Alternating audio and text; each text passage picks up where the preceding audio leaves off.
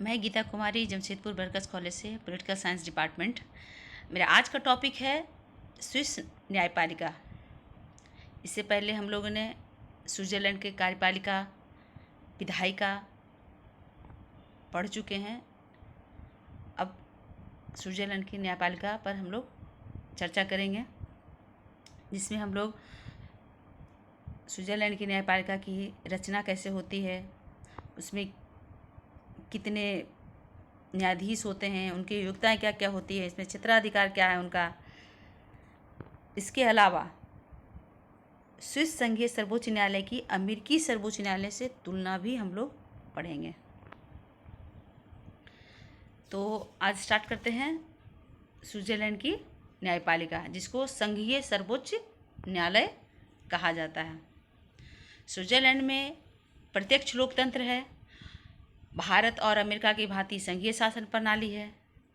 अतः संघीय शासन प्रणाली तथा लोकतंत्र की रक्षा के लिए संविधान द्वारा संघीय सर्वोच्च न्यायालय की स्थापना की गई है।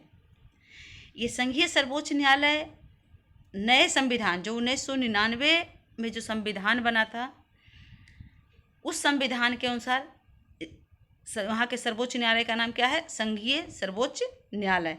इससे पहले जो पुराना संविधान था वहाँ का, जो 1848 से लेकर 1998 तक जो संविधान वहाँ चला, उस संविधान में वहाँ के जो न्यायालय थे उसका नाम था फेडरल ट्रिब्यूनल, यानी संघीय न्यायाधिकरण। जबकि अभी क्या नाम है? संघीय सर्वोच्च न्यायालय, फेडरल सुप्रीम कोर्ट। ओके। अब इसकी रचना, वहाँ के संविधान के अनुच्छेद 188 में कहा गया है कि संघीय सर्वोच्च न्यायालय की रचना संघीय संसद द्वारा कानून के आधार पर निर्धारित की जाएगी। अर्थात सर्वोच्च न्यायालय के कितने जज होंगे, कितने न्यायाधीश होंगे, कितने क्या वहाँ कानून होगा, कितने सैलरी मिलेगी, सारा कानून कौन बनाएगा? संसद, वहाँ की जो संघीय संसद है वो निर्धारित करेगी। आर्टिकल 188 में यह भी कहा गया है कि संघीय सर्वोच्च न्यायालय संघ की सर्वोच्च न्यायिक सत्ता है। यहाँ का कार्यकाल यहाँ का ऐसे 6 वर्ष का है, यानी संसद 6 वर्ष के लिए निर्वाचित करती है। उनका पुनर्निर्वाचन पर कोई प्रतिबंध नहीं है। संविधान में उनका पुनर्निर्वाचन पर कोई प्रतिबंध नहीं है, इसलिए उनका पुनर्निर्वाचन तब तक होता रहता है जब तक वो चाहें। उनकी जो रिटायरमेंट की कोई आयु नहीं है। फिर भी प्रैक्टिकली में 70 ईयर्स के आयु तक में को वो लोग अपना त्यागपत्र दे देते हैं।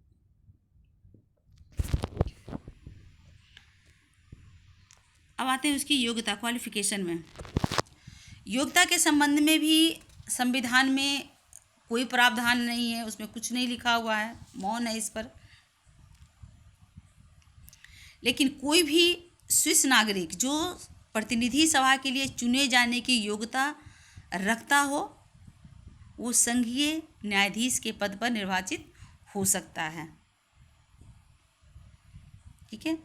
किंतु इसमें एक और क्लॉज भी दिया हुआ है, किंतु स्विस संघीय सरकार के सदस्य, संघीय संसद के सदस्य तथा संघीय सरकार द्वारा नियुक्त कोई भी कर्मचारी न्यायाधिकरण में नहीं चुने जा सकते, यानी संघीय सर्वोच्च न्यायालय के लिए वो नहीं चुने जा सकते। ओके। वेतन वगैरह सब संसद द्वारा निर्धारित किए जाते हैं। क्षेत्राधिकार का क्या क्या है? ठीक है। तो क्षेत्राधिकार में दिया हुआ है कि कुछ जो नीचे कुछ लिखा हुआ है कि संबंधित जो सुनवाई होती है जो संघीय सर्वोच्च न्यायालय द्वारा ही की जाती है।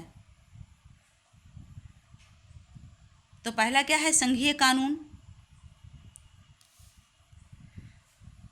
सार्वजनिक अंतर्राष्ट्रीय कानून, कैंटनों के आपसी संबंधों से संबंधित कानून, कैंटनों के संवैधानिक अधिकार, संघीय और कैंटनों के प्रावधान और राजनीतिक अधिकार। ठीक है। संघीय संसद द्वारा निर्मित कानूनों तथा संघीय शासन के आदेशों को संघीय सर्वोच्च न्यायालय में चुनौती नहीं दी जा सकती। क्या है? संघीय संसद द्वारा जो भी कानून निर्मित होते हैं या संघीय शासन के आदेशों को संघीय सर्वोच्च न्यायालय में चुनौती नहीं दी जा सकती। यानी यहाँ का पहले भी बता चुके, संघीय संसद क्या है? यहाँ का सर्वोच्च है, प्रभुसत्ता है क्या है? संघीय संसद में ही है।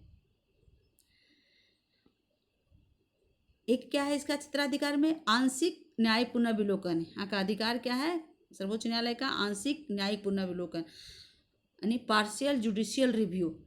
इससे पहले भी हम लोगों ने स्विट्जरलैंड का जो संविधान की विशेषता है उसमें भी हम लोगों ने इस पर डिस्कस किया था कि वहाँ का सर्वोच्च न्यायालय को क्या है? आंशिक न्यायिक पुनर्विलोकन, लिमिटेड जुडिशियल रिव्यू है।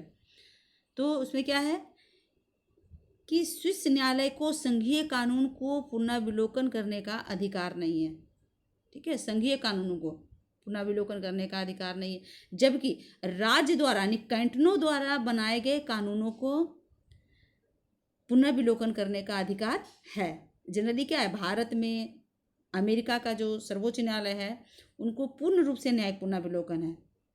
वो संघीय कानूनों को, राज्य के कानूनों दोनों को पुनर्विलोकन कर सकती है, जबकि स्विट्जरलैंड के सर्वोच्च न्यायालय को आंशिक न्यायिक पुनर्विलोकन है। वो संघीय कानूनों को पुनर्विलोकन नहीं कर सकती है, जबकि स्टेट द्वारा यानी कैंटनों द्वारा बनाए गए कानूनों को पुनर्विलोकन कर सकती है। ठीक है, अब इसे रिलेटेड कुछ क्वेश्चन है कि स्विस संघीय सर्वोच्च न्यायालय के गठन और क्षेत्राधिकार का वर्णन कीजिए, जो लोग पीछे हम लोग डिस्कस किए। नेक्स्ट जो क्वेश्चन है कि स्विस सर्वोच्च न्यायालय की अमेरिकी सर्वोच्च न्यायालय से तुलना कीजिए। चूँकि ये हम लोग कंपैरेटिव पॉलिटिक्स पढ़ रहे हैं तो हर चीज़ को कंपैरेटिव ही स्टडी करना है यहाँ पर। तो स्विट्जरलैंड के सर्वोच्च जो न्यायालय है उसका अमेरिकी सर्वोच्च न्यायालय से तुलना करना है। तो इसमें ज़्यादा डिटेल में हम लोग नहीं लिखे हैं हम, इसलिए पॉइंट्स है, पॉइंट्स को डिस्कस कर लेते हैं हम लोग। पहला है संगठन में तुलना है। तो संगठन में क्या है, तो स्विट्जरलैंड में संघीय स्तर पर केवल एक न्यायालय है।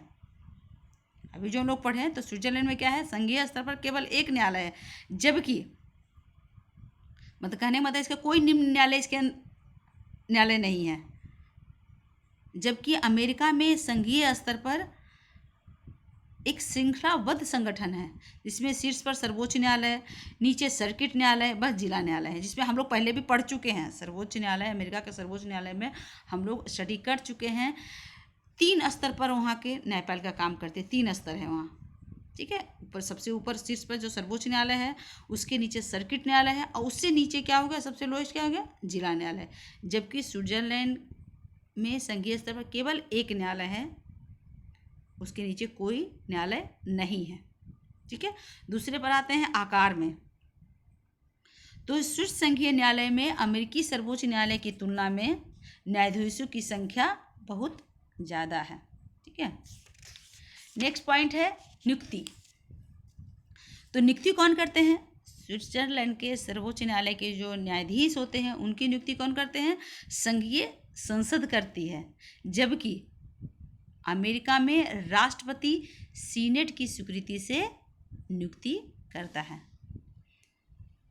इसको तुम लोग सबको नोट डाउन करोगे कि क्या क्या दोनों के बीच में अंतर है स्विस सर्वोच्च न्यायालय और अमेरिकी सर्वोच्च न्यायालय के गठन में, आकार में, नियुक्ति में। ठीक है, अब आते हैं कार्यकाल। स्विस न्यायाधीशों की निर्वाचन 6 वर्ष के लिए होता है, जो भी हम लोग पढ़े पीछे 6 वर्ष के लिए होता है, जिनका पुनर्निर्वाचन हो सकता है, जबकि अमेरिका में वे सदा 4 पर्यंत आजीवन अपने पद पर रह सकते हैं। ड्यूरिंग गुड बिहेवियर तक अमेरिका में अपने पद पर बने रह सकते हैं, जबकि ये स्विट्जरलैंड में 6 वर्ष के लिए ही होता है, लेकिन बार बार पुनर्निर्वाचन हो जाने के कारण उनका भी करीब करीब जीवन पर्यंत ही होता है। नेक्स्ट है शक्ति पृथक्करण।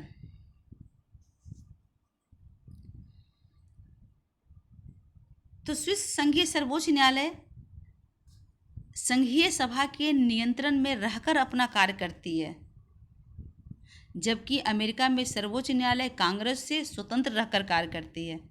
ठीक है, अमेरिका में separation of power strictly follow किया जाता है। वहाँ पर जो सर्वोच्च न्यायालय है वो कांग्रेस से यानी वहाँ की संसद से बिल्कुल स्वतंत्र रहकर कार्य करती है। भारत में भी बिल्कुल स्वतंत्र रहकर स्वतंत्र न्यायपालिका की स्थापना की गई है, जबकि स्विट्जरलैंड में वह संघीय संसद के नियंत्रण में रहकर कार्य करती है। नेक्स्ट अंतर है जुडिशियल रिव्यू में, न्यायिक पुनर्विलोकन में। स्विट्जरलैंड का सर्वोच्च न्यायालय को यानी संघीय सर्वोच्च न्यायालय को पार्शियल जुडिशियल रिव्यू प्राप्त है, यानी लिमिटेड सीमित जुडिशियल रिव्यू प्राप्त है, जबकि अमेरिका के सर्वोच्च न्यायालय को पूर्ण न्याय पुनर्विलोकन का अधिकार प्राप्त है। उसके बाद आते हैं क्षेत्राधिकार में। तो स्विस संघीय सर्वोच्च न्यायालय को अमेरिकी सर्वोच्च न्यायालय से अधिकार अधिक है। दीवानी और फौजदारी विवादों में अधिकार अमेरिकी सर्वोच्च न्यायालय को नहीं है, जबकि स्विट्जरलैंड के सर्वोच्च न्यायालय को दीवानी और फौजदारी मामलों में भी सुनवाई करने का अधिकार है। ये था दोनों में अंतर, यानी दोनों में तुलनात्मक। अगर क्वेश्चन आता है कि स्विस सर्वोच्च न्यायालय की अमेरिकी सर्वोच्च न्यायालय में तुलना क्या है, तो इस पॉइंट को देकर अपने उसको डिटेल में लिख सकते हैं। ओके।